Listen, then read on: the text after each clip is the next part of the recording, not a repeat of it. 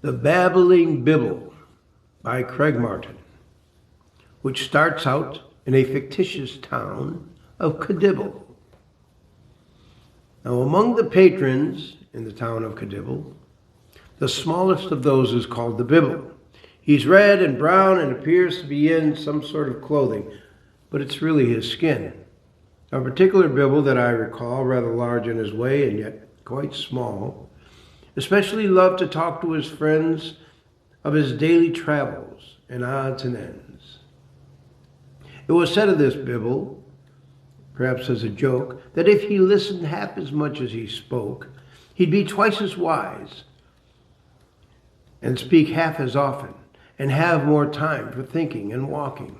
One day, while exchanging a story or two with his neighbor, a shribble he more or less knew, his interest in listening suddenly faded, and by his own voice he was captivated.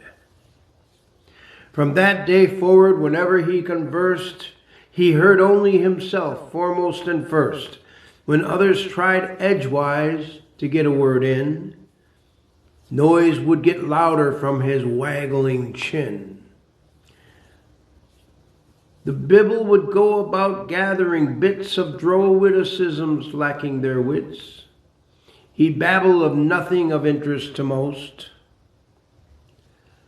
The length of his fingers, the shape of his toes. He had piddles of riddles with no solution, quizzles and puzzles of circle confusion, boggles of questions that muddled all purpose. His neighbors grew anxious. He made them quite nervous. He'd talk to the grass, the stones, and the trees. He'd babble with bushes and quibble with leaves. He'd chase down insects, talking as they flew. And with his head under water, he'd speak to fish too. Needless to say, news quickly traveled of this Bibble and his fierce urge to babble. Soon his neighbors would eagerly scatter when he'd appear for a bit of light chatter.